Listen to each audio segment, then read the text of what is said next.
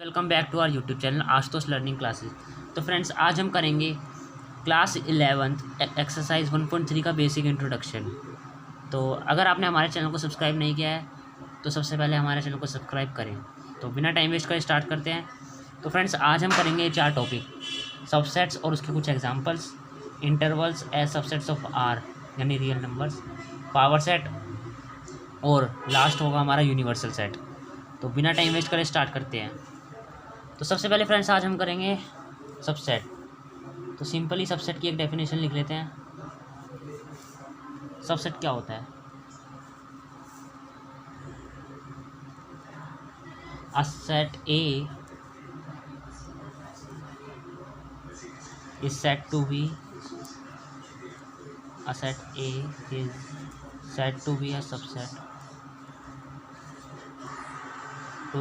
Subset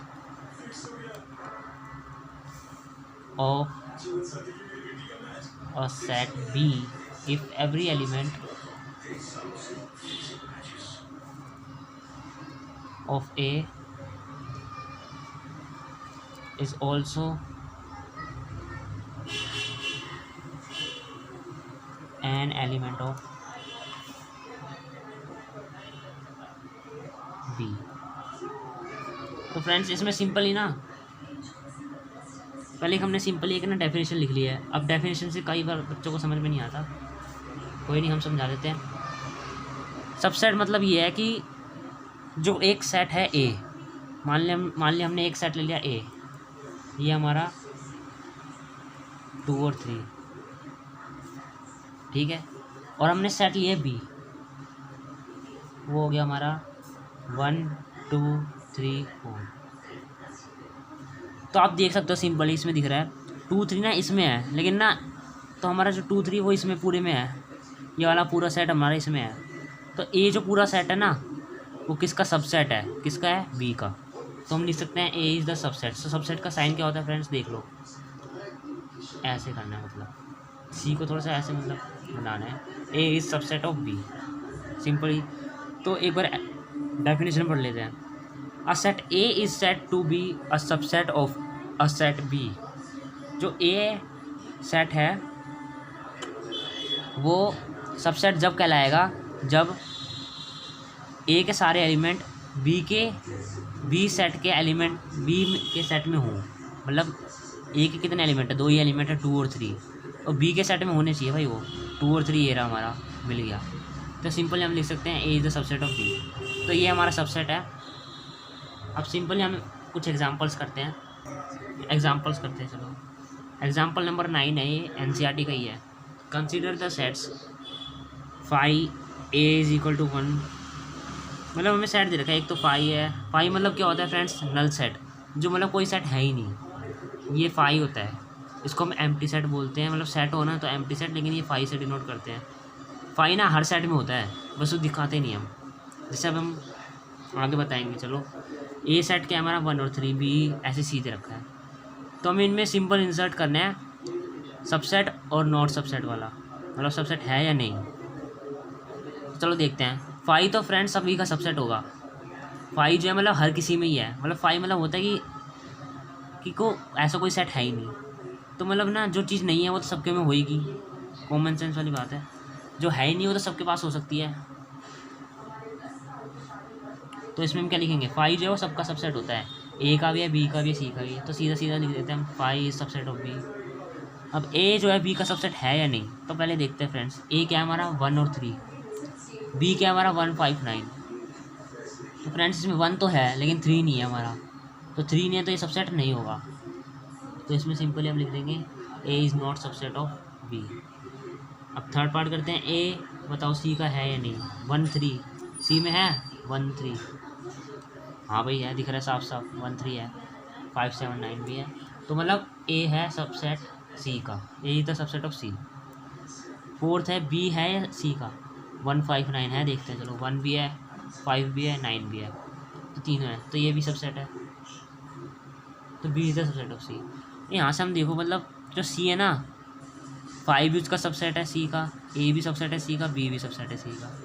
तो अब हम अगला एग्जाम्पल करते हैं। चलो, सो फ्रेंड्स, अगला एग्जाम्पल 10 है ना, जो मतलब वो कुछ है ही नहीं, मतलब बहुत ही आसान है। तो मैंने सोचा इसे बुक में करा देता हूँ, टाइम वेस्ट होगा। ए हमारा एक सेट है AEIOU, और बी हमारा क्या सेट है ABCD। तो ये पूछ रहा है ए सबसेट है बी का, मतलब पूछ रहा है हमसे is A a subset of B. तो ए दिख रहा है आपको सबसेट? पहली बात तो इसमें 5 है और इसमें 4 है, तो ए तो हो ही नहीं सकता इसका। ऊपर से देखो सारे एलिमेंट्स अलग अलग हैं, सिर्फ ए ही है इसके अंदर, तो ये ए सब बी का सबसेट नहीं है। A is not the subset of B. अब दूसरे से ने एक और पूछा है, is B a subset of A. B A का सबसेट है भाई, बी ABCD। तो बी कैसे हो सकता है फ्रेंड्स? देखो बी में ना ए है, ए में है, लेकिन बी है इसमें, ए में नहीं है, सी भी नहीं है, डी भी नहीं है, तो कैसे हो सकता है बी भी सबसेट नहीं होगा? तो यही एग्जांपल नंबर 10 था हमें, तो मुझे लगा कि इसको बुक में करा देते हैं। तो फ्रेंड्स अब हम करेंगे एग्जांपल नंबर 11। तो देखो सिंपली अब क्वेश्चन पढ़ते हैं, क्वेश्चन के हिसाब से क्वेश्चन ने जो बोला है ना वो उतार लेंगे। A B एंड C भी 3 सेट्स, ABC है ना हमारे 3 सेट्स है, चलो ठीक है।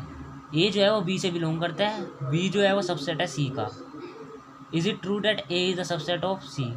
तो हमसे ये पूछेगा, पहले ये बता रहा है A जो है वो B से बिलोंग करता है और जो B है वो सबसेट है C का। तो ये हमसे पूछ रहा है A सबसेट होगा C का। तो एक बार हमें ना एग्जाम्पल लेके ही करना पड़ेगा फ्रेंड्स इससे। जैसे एक हमने A ले लिया सेट 1 ले लेते हैं, ठीक है। अब हम B ले लेते हैं एक। अब B कैसे क्या लेंगे? जैसे A1 ले लिया मैंने, तो जो 1 है ना वो हमारा B में होना चाहिए, क्योंकि A बिलोंग्स टू B। तो मैं B ले लेता हूँ, कोई एक तो 1 आएगा ही आएगा। अब ऐसे ही आएगा करली ब्रैकेट्स के अंदर, करली ब्रैकेट्स और एक हम 2 ले लेते हैं। चलो क्यों? क्योंकि बिलोंग्स टू है ना, तो बिलोंग्स टू है ना ये A बिलोंग्स टू B, तो जो ये है ना करली ब्रैकेट्स ये भी होगा उसी में बिलोंग। अगर सिर्फ बिलोंग्स टू आता ना तो सिर्फ 1 ही आता, एक करली ब्रैकेट्स नहीं आने चाहिए थे ना। तो सिंपली देखो ऐसे ही होएगा, ये कन्फ्यूज़न वाली बात नहीं है कोई। इसने बोला है A belongs to B, A ले लिया हमने 1, B है हमने, तो A बिलोंग करता है ना 1 से, B से। तो 1 A क्या हमारा 1 है, तो 1 को उसमें लिखना पड़ेगा ऐसे ही करली ब्रैकेट्स में, बिलोंग करता है। तो अगर सबसेट होता ना तो हम 1 लिख देते सिर्फ। चलो ठीक है, अब आगे देखते हैं। B is the subset of C। अब जो B है ना वो हमारा सबसेट है C का, ये पूरा C में है B, तो हम C कुछ इससे बड़ा ले लेते हैं। मतलब एक तो ये छोटा सा 1 ले लेते हैं, एक 2 लेते हैं, एक एक्स्ट्रा ले लेते हैं, चलो 3 ले लेते हैं इसमें। अब क्वेश्चन के हिसाब से हमने पूरा लिख दिया। अभी हमसे पूछ रहा है कि जो A है ये सबसेट है C का या नहीं। तो फ्रेंड्स आप देख सकते हैं यहाँ पे मैंने बोला था पहले भी, जो A हमारा इसने क्वेश्चन में दे रखा है B से बिलोंग करता है, तो बिलोंग करता है तब करली ब्रैकेट्स आएंगे। अगर सबसेट होगा ना तो ये करली ब्रैकेट्स नहीं आएंगे। तो इसने बोला A सबसेट है C का। अब A क्या हमारा, ये करली ब्रैकेट्स 1 और इसमें भी करली ब्रैकेट्स 1 है, तो ये हमारा सबसेट नहीं है। ये हमारा अगर A बिलोंग्स टू C है, इसमें सबसेट नहीं है, तो no A is not the subset of C।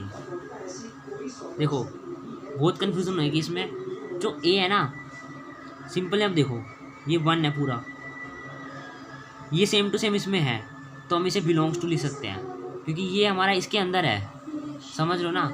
ये हमारा कोई सेट है 1 और 2, तो ये पूरा इसमें है ना, तो करली ब्रैकेट्स भी C के अंदर है।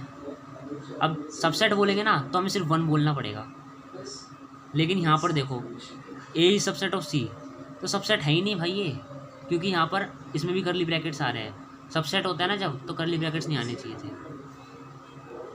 करली ब्रैकेट्स के अंदर करली ब्रैकेट्स, मतलब हजम नहीं हो रही बात है ना, तो यही है, इसलिए ये नहीं होगा।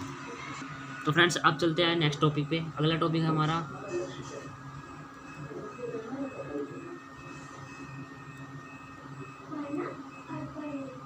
Intervals as subsets of R। तो ये मोस्ट इम्पोर्टेंट है ये भी, मतलब इससे हमेशा एक क्वेश्चन तो आएगा ही आपका पक्का। देखते हैं चलो क्या है ये फ्रेंड्स। इसमें ना 2 तरीके के ब्रैकेट होते हैं, एक होते हैं क्लोज्ड, ये हमारे क्लोज्ड ब्रैकेट्स हैं, ये है क्लोज्ड ब्रैकेट्स, और ये हमारा होता है ओपन ब्रैकेट्स। अब इनका यूज़ कैसे होता है, ज़्यादातर ना अब सिंपली आपको एक एग्जांपल करके बताएंगे। जैसे ओपन है ना, सिंपली ओपन में क्या होता है, जो इंक्लूड हो नहीं होगा नंबर, और क्लोज्ड है ना तो नंबर इंक्लूड होगा। अभी क्या बोल दिया भाई मैंने, है ना। तो लाइक एग्जांपल दे देते हैं, 3 से बड़ा है x। जैसे कभी आता है ना सेट में 3x जो हमारा 3 से बड़ा है, लेकिन 7 से छोटा है और 7 के बराबर भी है। तो फ्रेंड्स इसको हम ऐसे भी लिख सकते हैं, देखो 3 से बड़ा है ना, तो यहाँ पे हम ओपन लिख सकते हैं कि 3 जो हमारा इंक्लूड नहीं है, और यहाँ पे 7 है, 7 पे हमारा क्लोज हो रहा है क्योंकि 7 इंक्लूड है हमारा। और समझ में आया क्या बोल रहा था मैं। अब जैसे इज इक्वल टू नहीं है ना यहाँ पर इसके साथ, तो यहाँ पर क्या आएगा हमारा ओपन, और अगर इज इक्वल टू है तो हमारा क्या आएगा, क्लोज्ड आएगा, मतलब 7 हमारा इंक्लूड है इसमें। अब देखो एक और एग्जांपल ले लेते हैं ऐसे हम, 8 से बड़ा और 8 के बराबर, और किससे छोटा, 15 से छोटा और उसके बराबर भी होना चाहिए। अब फ्रेंड्स यहाँ पर हमारा कौन सा ब्रैकेट आएगा, पहले हम 8 और 15 ही लिख लेते, चलो कौन सा आएगा, ए इक्वल टू है ना यहाँ पर, तो हमारा 8 इंक्लूड है, इसमें इंक्लूड है तो क्लोज ब्रैकेट्स, 15 भी हमारा इंक्लूड है तो क्लोज ब्रैकेट्स। तो यही हमारा ना इंटरवल्स है। ये हमें ना एक एनसीईआरटी का एक क्वेश्चन भी है इसी के आधार पे, उसमें सेट दे रखा है, जैसे इंटरवल्स दे रखे हैं ये, उसे हमें इस फॉर्म में लिखना होगा, ऐसे दे रखे होंगे।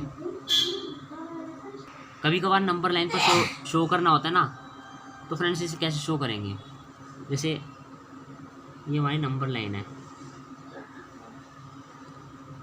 0 -1 -2 तो चलो रहने दो,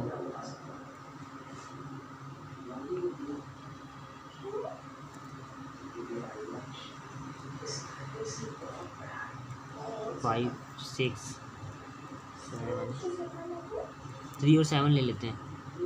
तो पहले वाला ले लेते हैं यहाँ पे, इसमें क्या दे रखा है, x जो है हमारा वो कहाँ से है, 3 से बड़ा है, तो 3 से बड़ा है। अब 3 देखो इक्वल टू नहीं है ना इसमें, मतलब ओपन ब्रैकेट है, इक्वल मतलब 3 इंक्लूड इसमें नहीं है, तो ये कैसे होएगा, ऐसे होएगा, मतलब इसको भरेंगे नहीं, ये दिखाएगा कि 3 हमारा इंक्लूड नहीं है।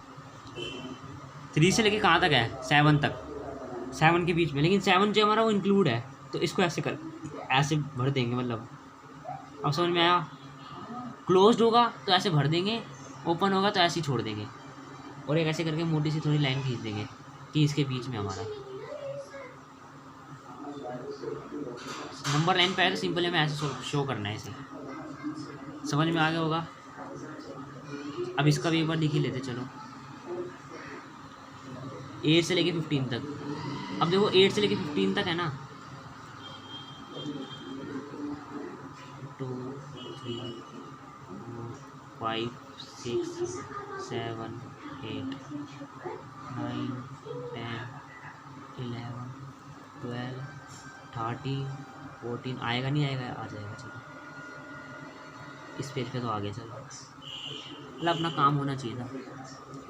स्टार्टिंग में मैंने थोड़ा ज़्यादा पेज यूज़ कर लिया, यहाँ से थोड़ा छोड़ दिया मतलब। अब देखो 8 से लेके 15 तक बोला है इसने सिंपली, और ना इक्वल टू है, 8 हमारा इंक्लूड है, तो ऐसे लगा के इसको पूरा भर देंगे। 15 पे भी कर देंगे, 15 भी इंक्लूड है, तो 15 पे भी सेम ऐसे ही कर देंगे, इंक्लूड है ना तो इसको कलर कर देंगे ऐसे। और ये हमारा आंसर है। नंबर लाइन पे भी शो करना आ गया भाई हमें, बहुत आसान था ये तो भाई, नंबर लाइन पे भी शो करना सीख लिया। तो हम क्या करेंगे, अब हम करेंगे पावर सेट क्या होता है। तो फ्रेंड्स अब हम करेंगे पावर सेट।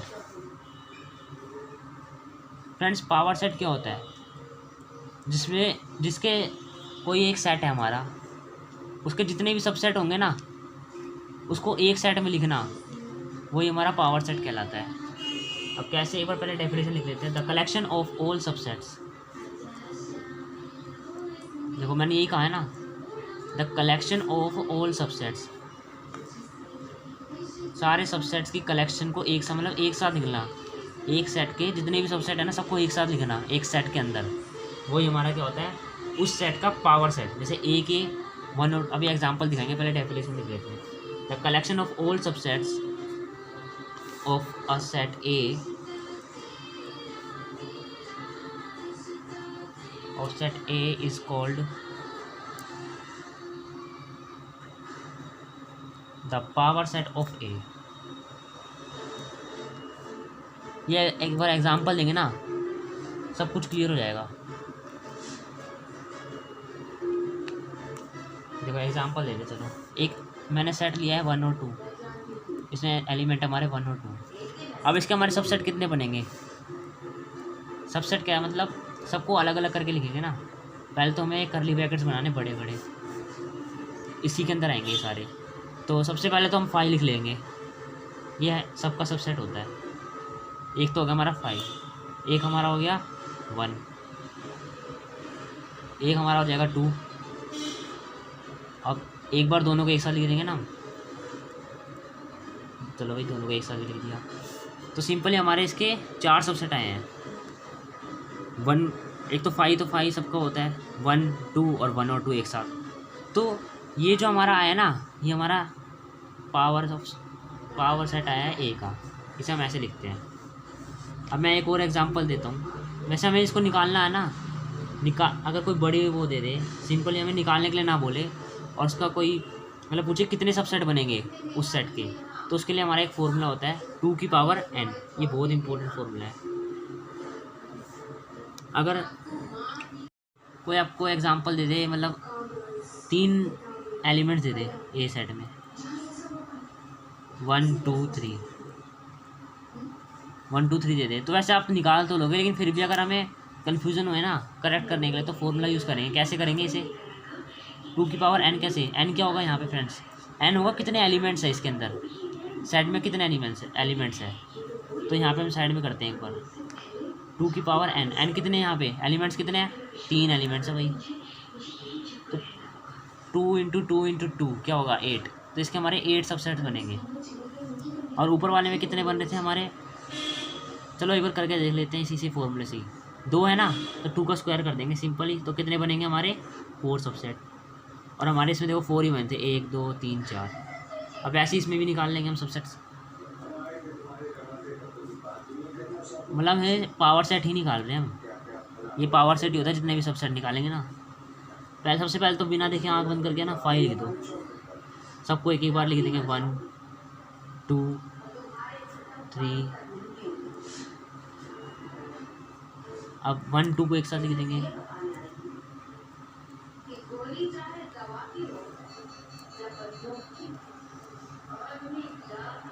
2 3 को एक साथ लिख देंगे, 1 3 को एक साथ लिख देंगे, फिर एक बार लास्ट में तीनों को एक साथ लिख देंगे, 1 2 3। अब देखो कितने सबसेट्स हो रहे हैं इसमें हमारे, 1 2 3 4 5 6 7 8 बनेंगे ना, और 8 ही थे। तो उम्मीद है आपको ये पावर सेट भी समझ में आ गया होगा। अब हम चलते हैं हमारे नेक्स्ट लास्ट टॉपिक पे, यूनिवर्सल सेट। तो छोटा सा टॉपिक है एक यूनिवर्सल सेट। यूनिवर्सल सेट क्या होता है फ्रेंड्स? यूनिवर्सल मतलब सबसे बड़ा, इससे बड़ा कुछ हो ही नहीं सकता, इससे बड़ा मतलब कुछ है ही नहीं इस सेट से बड़ा। अब इसके एक एग्जांपल देते हैं। जैसे ए हमारा एक सेट है, पहले कोई सबसे बड़ी चीज़ देखो जिसका उससे बड़ा कुछ ना हो। जैसे पार्ट्स ही देख लेते हैं, ट्रायंगल कितने पार्ट्स के होते हैं, कितने टाइप्स के होते हैं मतलब। तो सबसे बड़ा क्या होगा? एक हमारा ट्रायंगल है, सेट ऑफ ट्रायंगल, सॉरी।